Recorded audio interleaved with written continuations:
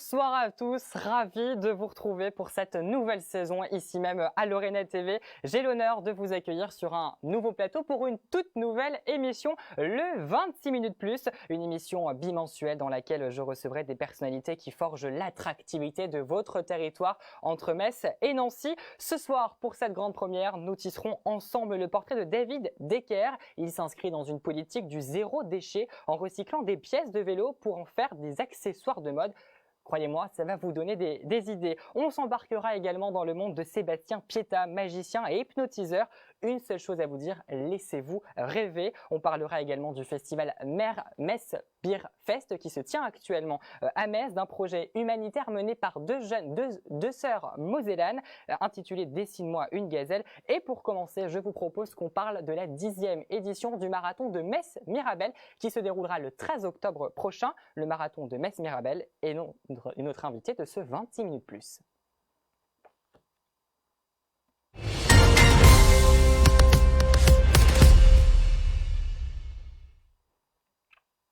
Ils m'ont rejoint sur ce plateau Dominique Boussa, l'ancien président de l'association Metz Marathon, en plus sportif, 96 marathons à vos compteurs.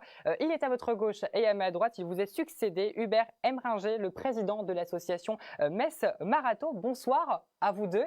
Merci infiniment d'avoir accepté notre invitation. Alors, on va parler de cette 10e édition du marathon de Metz-Mirabel, mais on va revenir un peu au début, à la première édition.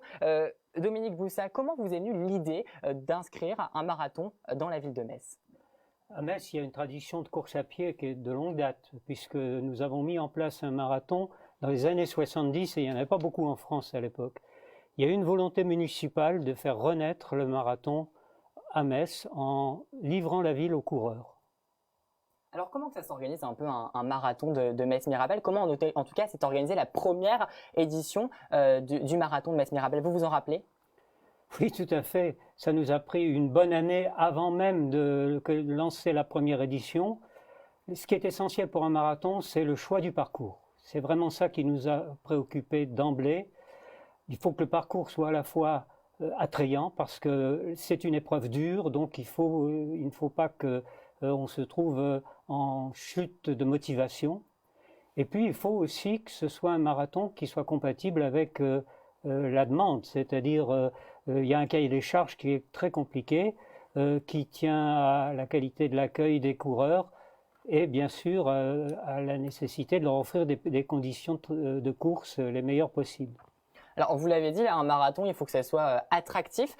On dit souvent, et on le dit, que le marathon de Metz-Mirabel, c'est 42 km d'histoire. Est-ce que vous pouvez nous expliquer pourquoi on donne ce nom à ce marathon? D'abord parce qu'il s'appelle Marathon de Metz. La volonté de la ville de Metz, lorsqu'ils ont initié sa deuxième vie pour le marathon de Metz, c'était d'en faire une vitrine, une valorisation, un outil pour valoriser la ville. C'est la raison pour laquelle un gros tiers du parcours se déroule dans la ville elle-même, sur le plateau piéton, et à travers 3000 ans d'histoire, parce que la ville de Metz, c'est 3000 ans d'histoire. C'est une ville extrêmement riche pour ça. Et donc on a identifié, nous, sur le parcours, 42 points d'histoire, devant lesquels les coureurs vont passer. Alors ça va de la cathédrale au centre Pompidou, à tout un tas d'endroits plus ou moins célèbres, mais l'idée c'est de leur offrir une promenade magnifique dans une ville différente et extrêmement riche à ce niveau-là. Alors ces 42 points, ils vont être traversés dimanche prochain, le 13 octobre. Vous, personnellement, quels sont les lieux que vous retiendrez de ces 42 points du marathon de Metz-Mirabel, personnellement? Bien évidemment, au premier chef, la cathédrale, bien évidemment. Et puis, pour faire un saut vers l'avenir, passer de la cathédrale au centre Pompidou, qui correspond exactement au 10e kilomètre. Indépendamment de cette incursion dans les hauts lieux architecturaux et culturels de la ville, c'est aussi un marathon vert dans la mesure où il s'évade à la campagne vers les villages du sud messin, et cette alternance permet aux coureurs d'avoir une meilleure, de souffrir moins, parce qu'ils se trouvent davantage en situation d'alternance des efforts. Vous, Hubert Emringer, quel serait le lieu personnellement qui vous marque sur ces 42 points? Alors, moi, à l'intérieur de la ville, ce serait, oui, la cathédrale, bien évidemment, le centre Encore une Pompidou, fois, parce oui. que c'est un grand écart. La place Saint-Louis, c'est bien aussi, parce que c'est d'une architecture tout à fait particulière. C'est très beau, et puis, voir les coureurs qui y passent, c'est sympathique.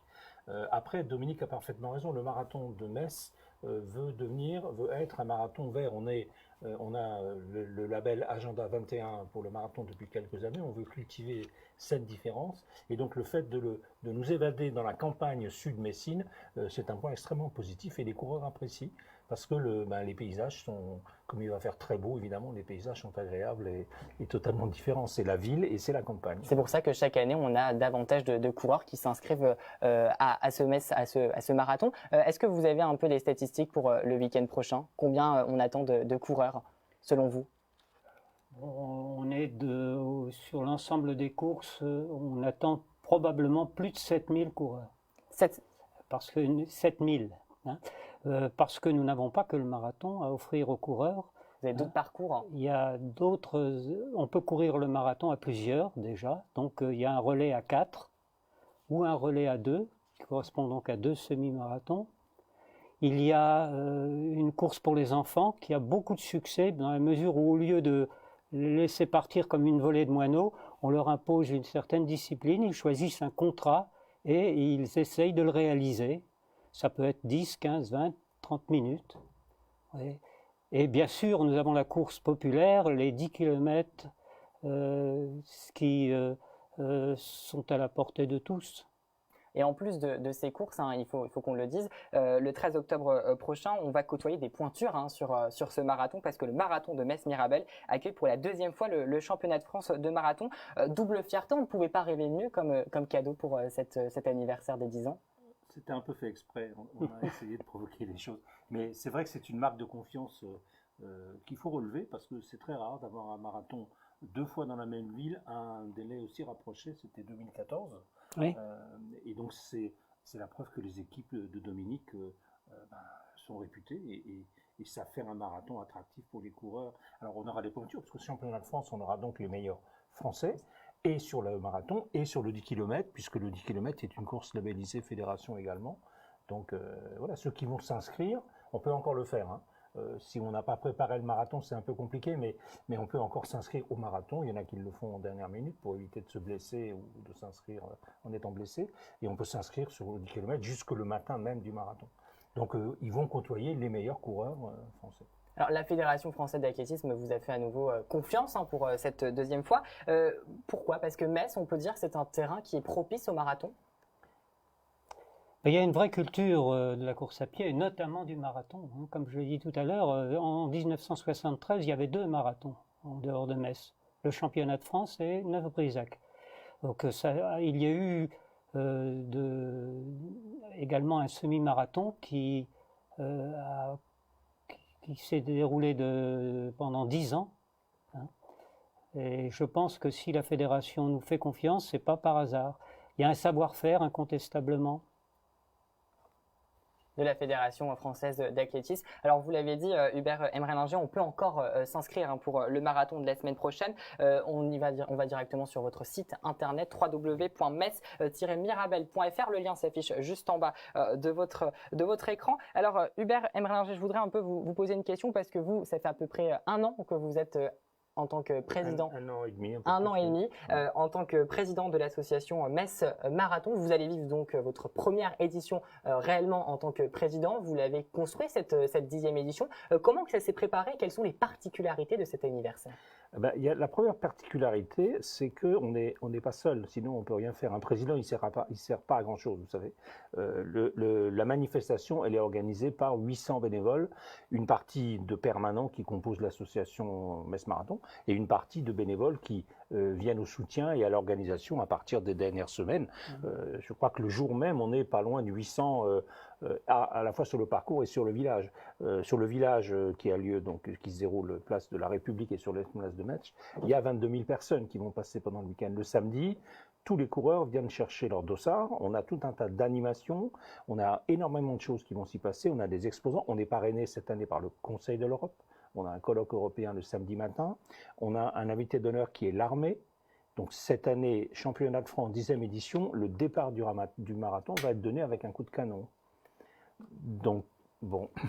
On va pouvoir dire que Metz, pendant tout le week-end prochain, va vivre au rythme du marathon de Metz-Mirabel. Je vais me tourner vers vous, Dominique Boussard, avec 96 marathons à votre compteur. Déjà, bravo pour ce très très beau palmarès. Je présume qu'on ne s'improvise pas coureur d'un marathon de 42 km du jour au lendemain. Quelles sont les conditions physiques pour courir un marathon de 42 km? Alors Hubert disait et encourageait les coureurs à s'inscrire encore maintenant. C'est vrai, mais à la condition qu'ils se soient préparés, hein, bien évidemment. Bon, c'est pas une épreuve surhumaine, mais c'est une épreuve rigoureuse. Il faut vraiment une préparation de longue haleine. Il faut d'abord avoir couru sur des distances plus courtes, bien évidemment. Le 10 km, c'est pour ça que nous le proposons aux coureurs. Le semi-marathon, nous proposons la possibilité de faire le marathon à 2 pour s'y préparer. Et bon, enfin, le marathon, on a tous quelque part l'envie d'avoir couru un marathon et on a ce projet. Et même l'engouement pour les courses nature qu'on connaît à l'heure actuelle ne dément pas l'intérêt pour le marathon, on le constate. Quel serait le message de motivation que vous leur donneriez à ces marathoniens du week-end prochain, en tant que coureur aguerri? Bon, le marathon, il faut durer. C'est une épreuve d'endurance, comme le nom l'indique, et par conséquent, il faut vraiment qu'ils dosent leur effort de la manière la plus intelligente possible. Il y a une boutade que l'on a l'habitude de mettre en avant. Le marathon, on part doucement et après on ralentit. Ben voilà, vous avez tout résumé. Merci infiniment, Dominique Boussard. Dernière question très rapidement. Pour vous, personnellement, quels sont les atouts ou quel est l'atout du marathon de Metz-Mirabel? Son parcours. Il est réputé comme étant roulant. Ceux qui veulent faire une performance savent qu'à Metz, ils ont la possibilité de le faire. Vous, Dominique, quel serait l'atout ou les atouts du marathon de Metz-Mirabel? Très rapidement. Pardon? Très rapidement. Quels seraient les atouts? Ou l'atout La qualité de l'accueil. Incontestablement, nous avons 800 bénévoles, peut-être même encore davantage, et ces gens-là se dépensent sans compter. Et ceux qui sont venus à Metz, et cette année ils viendront de tout l'Hexagone, auront l'occasion d'y revenir parce qu'ils nous diront, comme chaque année, on ignorait que Metz avait cette qualité d'accueil et que la ville était aussi belle. Est-ce que Dominique, on vous verra le week-end prochain courir votre 97e marathon? C'est pas vraiment compatible avec l'organisation. On essaye de le convaincre, mais il est difficile à convaincre. Bon, on a encore une semaine, vous avez encore une semaine pour le convaincre. Merci en tout cas à vous deux d'avoir été à nos côtés. On rappelle votre site internet www.metz-mirabel.fr pour les dernières inscriptions. On y retrouve également toute votre actualité. Merci infiniment à vous deux. Après un tel effort, il faut se dégourdir et se rafraîchir. Quoi de bon qu'une bonne bière avec modération, bien évidemment. Et ça tombe bien, vous êtes sûrement en train de finir votre entraînement pour le marathon de Metz-Mirabel où vous avez tout simplement l'envie de boire un coup entre amis. Et bien, direction le festival Metz Beer Fest qui se tient actuellement à Blida. On fait un point sur le dernier jour qui se passera demain, le 3e et dernier jour du festival avec Telly Jalabert, l'attaché de presse du festival.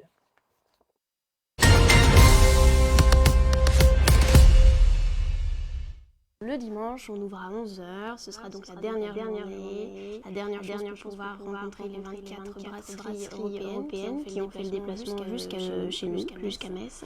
Ce sera aussi la dernière occasion pour rencontrer Hervé Marzulou, l'éthologue, qui est d'ailleurs lorrain, et qui a fait ses marques dans la matière de la virologie. Et il anime 3 ateliers, initiation à la dégustation, accord mets et bière, et les grands styles de bière. Donc, il faut s'inscrire aux ateliers. Et enfin, dernière activité principale, c'est l'escape beer. Donc une toute petite escape game de 15 minutes créée spécialement sur mesure par les Lumière. Metz Beer Ale. Bon festival.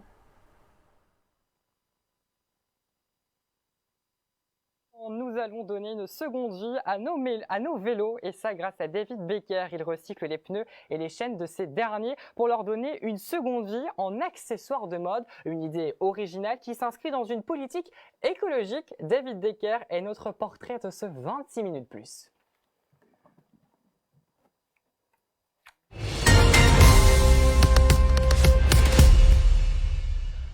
Bonsoir David Decker, merci d'être avec nous ce soir pour cette grande première. Alors je l'ai dit précédemment, en plus vous êtes venu en compagnie, donc je l'ai dit, vous recyclez des objets de vélo pour en faire des accessoires de mode. Comment vous est venue cette idée de recycler des pneus, des chaînes de vélo pour en faire des accessoires de mode? Bon, le recyclage, j'ai touché à pas mal de choses déjà pour faire du recyclage, mais bon, le déclic est venu lors d'un de mes séjours. Je pars tous les 2-3 ans en Afrique pendant un mois, sac à dos, et puis je découvre des villages.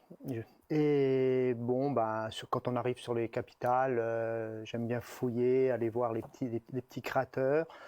Et à un moment, j'ai vu, ça c'était sur Marrakech, un créateur qui découpait des pneus de mobilette et qui habillait des meubles avec. Et le déclic est venu là, de là, il y a à peu près maintenant 12 ans. Parce que c'est vrai que ça fait 12 ans que j'en fais, et juste maintenant 2 ans et demi que j'en commercialise. D'accord. Alors, où vous pouvez trouver votre matière première? Je présume que c'est pas seulement tous vos pneus personnels. On vous les rapporte, on vous contacte pour vous les donner? Non, ça a commencé donc au début, quand j'ai commencé mes premières ceintures, ça a été par l'intermédiaire de mon frère qui tient un magasin, Yoda Bike, sur Longeville-les-Metz, donc il m'a fourni ses premiers pneus. Et après, c'est vrai que les différents magasins de Metz ont joué le jeu. Et beaucoup de personnes maintenant savent que je recycle, alors me ramènent leurs pneus ou les mettent de côté. Et les chaînes de vélo aussi. En sortant du travail, je vais faire les poubelles des magasins de cycle. Pour une bonne cause, j'ai envie de dire. Oui. Le recyclage, toujours, voilà. encore une fois, dans cette lancée de l'écologie. Alors, on l'a vu à l'écran, en gros plan, ces ceintures, ces bracelets. Dans quelques instants, on va voir un peu la finalité de un de ces objets. Mais vous faites ceci pour une action d'écologie, mais aussi une action solidaire avec votre association, les Rencarts Solidaires. Racontez-nous un peu cette présentation, faites-nous la présentation de cette association. Quel est son objectif et son but premier? D'accord. Donc je l'ai créée donc il y a juste 2 ans, cette association, mais depuis que je fais en Afrique, ça fait à peu près donc une vingtaine d'années. Et j'aidais sur mes propres fonds des personnes. J'arrivais dans un village, je vivais avec eux. Ils ne savaient pas que j'allais les aider. J'allais à la pêche, au champ. Et à la fin de mon séjour, au bout d'un mois, je leur proposais si je pouvais les aider sur certaines choses que j'avais vues. Par exemple, acheter un mulet, une charrette pour aller vendre les mangues plutôt que de les porter dans des paniers sur 10 km, pour les 2-3 familles, des matériaux pour avoir un toit étanche, ou des frais de scolarité, s'engager sur des frais de scolarité pour des jeunes pendant 5, 7, 8 ans, 10 ans. Là, les premiers jeunes que j'ai aidés il y a maintenant à peu près 10 ans sortent de la fac là, et un projet notamment, il y en a un qui commence à lancer, qui me sollicite là, donc pour un projet plus important, donc où je vais devoir mettre, je pense, les bénéfices de mes ventes de 2-3 ans sur ce projet-là. Donc voilà ce qui me motive. Il y a la création, c'est une chose. Le recyclage, les pneus ne sont pas du tout recyclés, les pneus de vélo. Mais après, c'est ce côté solidaire. Après, c'est ce qui me fait vivre. C'est pour quand le prochain départ? L'année prochaine, donc. Les pays, donc ça avait commencé un peu par le Maroc du Sud. Et après, c'était donc là, j'ai fait tous les recoins du Sénégal. Donc je ferai, et pour l'année prochaine, je vais envisager un autre pays maintenant, donc peut-être un peu plus défavorisé. Le Sénégal commence à avoir quand même un niveau de vie assez développé. Eh ben, je vous propose de mettre votre lien d'association, les Rencarts Solidaires. Le lien s'affiche juste en bas de cet écran, et on peut suivre toutes vos aventures et ce très beau périple et cette très belle action que vous menez. Alors, vous êtes pas venus les mains vides, comme je l'ai dit. Alors, qu'est-ce qu'on va pouvoir montrer à nos téléspectateurs, et surtout, voilà, combien de temps ça prend un peu pour fabriquer une ceinture, parce qu'il y a le découpage, c'est assez technique quand même. Oui, il y a beaucoup de temps. Une ceinture, toute étape confondue, hein, le moment où je vais commencer à découper les pneus, il y a des trames dedans, c'est assez dur. Jusqu'à la finition, un moment où je vais retravailler le produit pour le lustrer, ça peut varier entre 2 heures et 4 heures et demie. Bon, je rattache les boucles de ceinture avec aussi tous des maillons de chaîne qui sont récupérés, recyclés, dérivés, dégraissés, et après remontés pour maintenir les boucles ou les passants. Donc, je travaille, les passants, on peut retrouver des passants avec les marques des pneus, les Continental, les Michelin. Donc chaque ceinture a sa marque de fabrique, voilà, j'ai envie de dire. Voilà, il n'y en a pas une pareille. Donc chaque objet est unique, on peut le dire, parce Tout que à fait. Déjà, la découpe n'est pas la même. Ouais, la taille est faite sur mesure, sur demande. J'essaye de ne pas en refaire deux pareils. Voilà. Donc, ça, c'est plaisant. Je m'amuse à dire que toutes les créations que je fais, je les garantis à vie tant que je vis. Donc, je fais des petits bracelets aussi donc, avec les pneus, ou alors après avec les maillons de chaîne, en partant des maillons d'une chaîne, hein, pareil dégraissés, on peut retrouver des petits maillons de chaîne, de la cordelette qu'un fabricant allemand donc m'envoie. Donc ce sont des chutes de cordelette du donc recyclage là encore aussi. une fois du recyclage. Voilà. J'arrive à faire donc après des petits bracelets comme je porte sur moi, hein, que je rattache après avec du petit fil de cuivre de différentes couleurs. Je fais des boucles d'oreilles aussi, dans le même principe, des porte-clés, sur demande, des colliers de chiens, des longes pour on peut faire beaucoup de choses avec des pneus de vélo, n'empêche. Ouais, on ne roule pas simplement, on peut dire alors. Voilà, on ne roule pas, c'est vrai, tout à fait. Moi, je cycle et je recycle. Eh bien, très belle initiative. Merci infiniment, David Descartes, d'avoir été à nos côtés. On le rappelle, à votre site internet www.lesrencarts-solidaires. Qu'est-ce qu'on peut vous souhaiter pour la suite et pour votre prochain départ notamment? Pas grand-chose. Pour ça, de ce côté-là, je suis comblé. C'est de pouvoir continuer ça le plus long. Eh ben, c'est tout ce qu'on vous souhaite. Merci. De continuer dans cette aventure que vous avez, aussi bien du recyclage, mais aussi solidaire. Merci infiniment, David Descartes. Et vous allez voir que ces deux jeunes sœurs mosellanes, Claire et Pauline Collin, elles participent au Raid Femina Aventure, également une aventure humaine. Elles portent le numéro 11 et forment la team Rally Sister au programme 10 jours de course dans un but humanitaire. Pauline Collin nous explique les différentes actions qu'elles mèneront. Écoutez.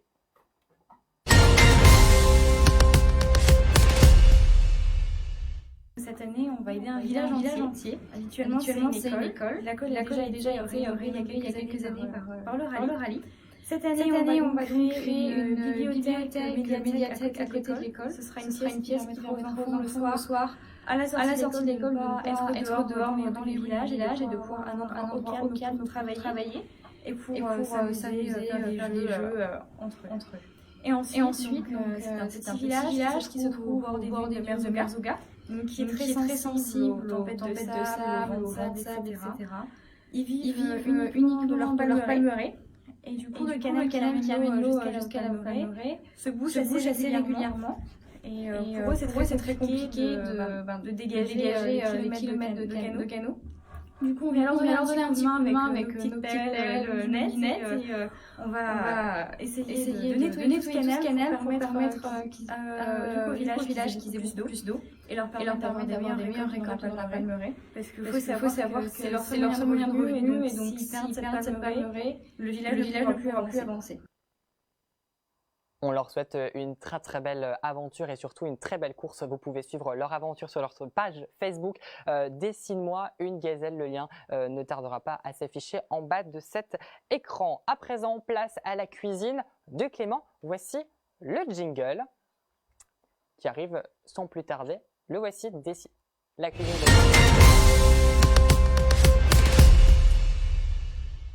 Nous allons faire connaissance de Clément de la chaîne YouTube La Cuisine de Clément. Rappelez-vous, nous l'avons rencontré en mars dernier. Il nous avait cuisiné ici même sur l'ancien plateau de Lorraine TV, un club sandwich américain. Pour cette nouvelle saison, il a décidé de venir régulièrement dans l'émission pour nous présenter en moins d'une minute une recette simple, pas chère et surtout très savoureuse. Voici la recette de cette première émission. Qu'est-il prévu pour ce premier menu ?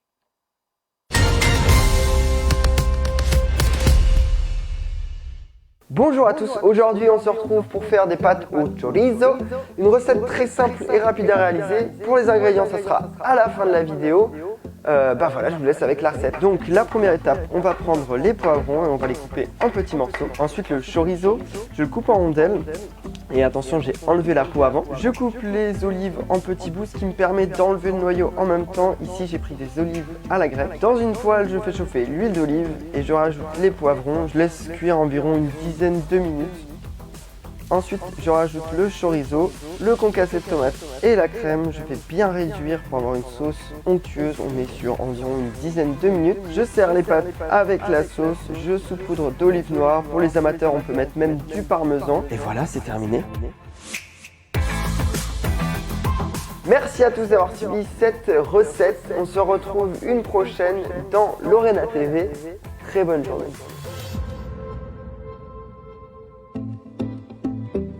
Voilà, on souhaite une très très belle dégustation. On retrouve Clément sur sa chaîne YouTube, La Cuisine de Clément. Avant de finir cette émission, je vous propose de faire connaissance avec un magicien et hypnotiseur. Sébastien Pietta est notre talent artistique de ce 26 minutes plus. Sébastien Pietta, notre talent artistique, le voici.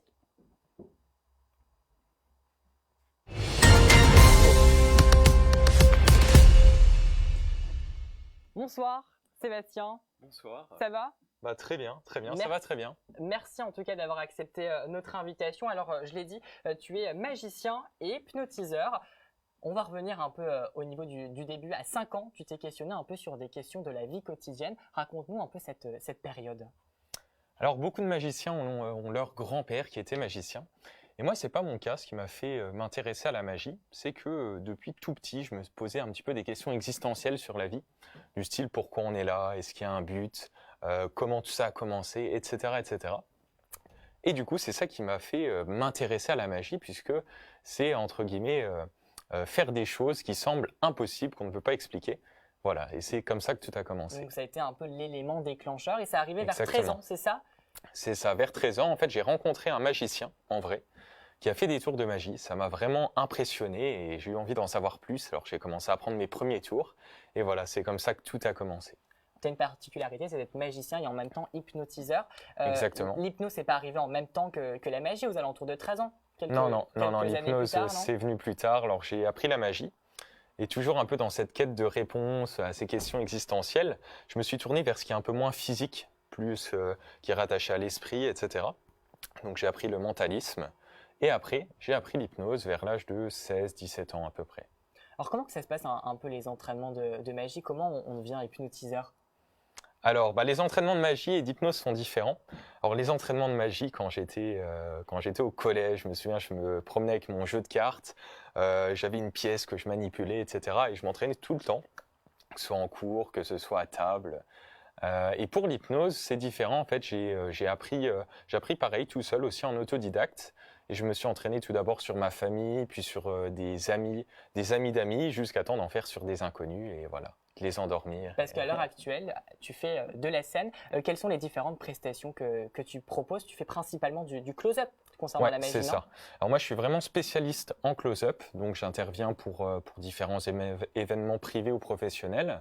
Donc, pour les prestations de magie, ça peut se faire durant des cocktails, durant des repas. Et pour ce qui est de l'hypnose, ça se fait sur scène. Voilà, directement dans des événements privés tels que des mariages, etc. Ou alors pour des événements d'entreprise. Ou sur un plateau de télévision. Ou sur un plateau de télévision, comme exactement. Ici ce soir. Alors, Sébastien, j'ai une question. Est-ce qu'on peut dire que la magie existe à l'heure actuelle, à aujourd'hui? Alors, c'est une très bonne question. Ça dépend de comment on va définir la magie. Si la magie, c'est faire l'expérience de choses qu'on ne peut pas expliquer, il y a encore plein de choses qu'on n'a pas découvertes et qu'on ne peut pas expliquer. Et je pense vraiment que la magie existe, et la magie existe particulièrement dans les yeux des spectateurs. Ouais, c'est-à-dire que tu peux l'apercevoir, et pour l'apercevoir, il faut un petit peu... Voilà, tout le monde. Il faut un petit peu, retourner en enfance, en fait. Retrouver ses yeux d'enfant, mettre de côté son esprit critique, rationnel. Et d'ailleurs, j'ai ramené un petit cadeau pour toi, pour t'aider à retourner en enfance. C'est tout simplement une petite gaufrette que ma grand-mère me donnait quand j'étais petit. Je m'en rappelle de ces gaufrettes. Tu les avais aussi? Alors tiens, je te la laisse juste ici. Très bien. Et la mange pas tout de suite. Hein. D'accord, On va la laisser juste là. Je vais te demander maintenant de choisir une carte. J'ai ramené un jeu de cartes avec moi. On va tenter une expérience que vous pouvez aussi, à laquelle vous pouvez aussi participer si vous êtes derrière la caméra. Je vais te demander de choisir dans ce jeu une carte. D'accord. Alors, on a plein de cartes différentes. Je vais les montrer aussi à la caméra. Ouais. Hop. Très bien.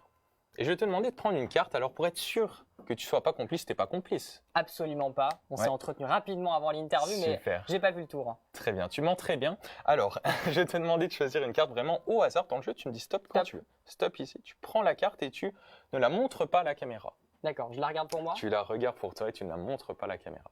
D'accord. Tu la caches bien et vous allez pouvoir participer à cette expérience même derrière votre écran.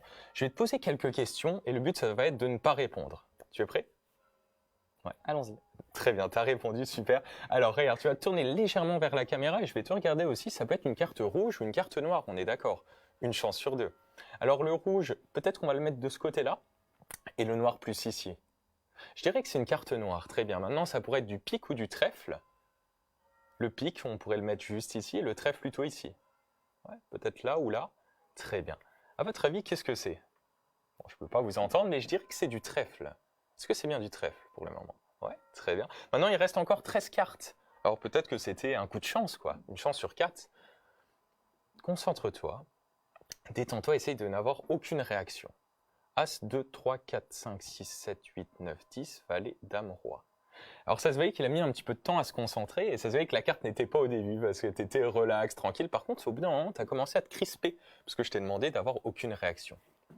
Et ça s'est passé sur une carte en particulier parmi 52 cartes. Est-ce que ta carte, c'était la dame de trèfle? C'est bien ça, montre-la à la caméra, tu peux me montrer. C'est bien, la dame de trèfle. Bravo, mais c'est impressionnant. J'essaie de me concentrer et de me contenir et j'essaie de faire aucun signe distinct pour... impressionnant. Parfois des choses qu'on ne peut pas expliquer. Peut-être que si. Alors, on va tenter une dernière expérience pour finir. Avec cette dame, on va la rendre en fait un petit peu unique. Alors, pour la rendre unique, ce que je vais faire, c'est que je vais la déchirer. Voilà, comme ceci. Très bien. D'accord. Ouais, j'achète beaucoup de jeux de cartes. Et maintenant, le but, ça va être de faire disparaître ce bout de carte, d'accord? Alors, ce qui est intéressant, c'est que j'ai pas pris de manche exprès, voilà. Et normalement, dans ma poche, j'ai un téléphone portable, juste ici. Et j'ai aussi un briquet. Très bien. Et je vais te donner ce briquet. Super, tiens. Et je vais te demander de l'allumer. Très bien. Et un chimiste très connu a dit un jour la phrase suivante: rien ne se perd, tout se transforme. Alors on pourrait croire que ce bout de carte a disparu, mais il est encore quelque part, on ne peut pas le voir.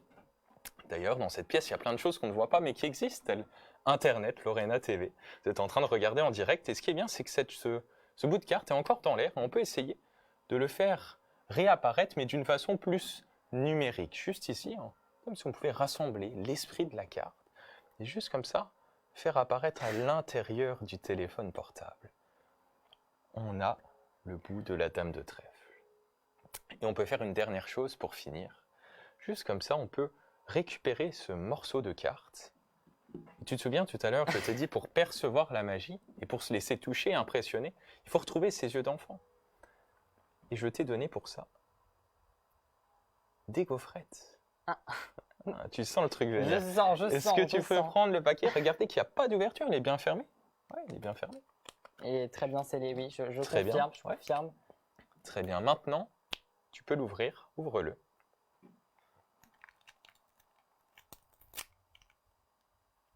Donc, je confirme que c'est également une vraie biscotte. C'est une vraie biscotte qui a l'air très appétissante.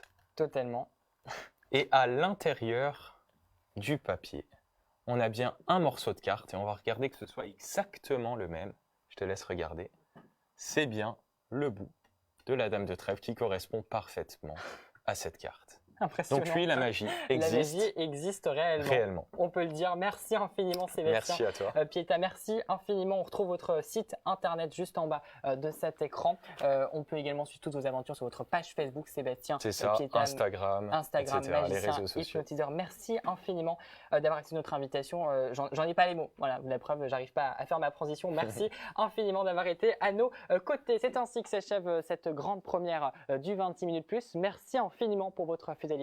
Merci également à toutes les équipes techniques qui ont œuvré jusqu'à la dernière minute pour la conception de ce plateau. J'ai eu peur avec le briquet parce qu'il y avait du bois. Je me suis dit, si ça flambe Ouais, dès la c'est- première, on va pas être très très content. Mais voilà, Ça aurait merci fait le infiniment. buzz. Voilà, ça aurait fait le buzz. Merci infiniment à toutes ces équipes. Et si vous souhaitez rejoindre les rangs de la rédaction, eh ben c'est simple, www.lorena.tv ou directement sur Messenger. Et Kevin Bressan, notre rédacteur en chef, vous répondra pour entamer l'aventure avec Lorena TV. Pour ma part, je vous retrouve le 19 octobre pour le second numéro du 26 minutes plus. Très belle soirée à vous tous et à dans 2 semaines. Ciao, ciao.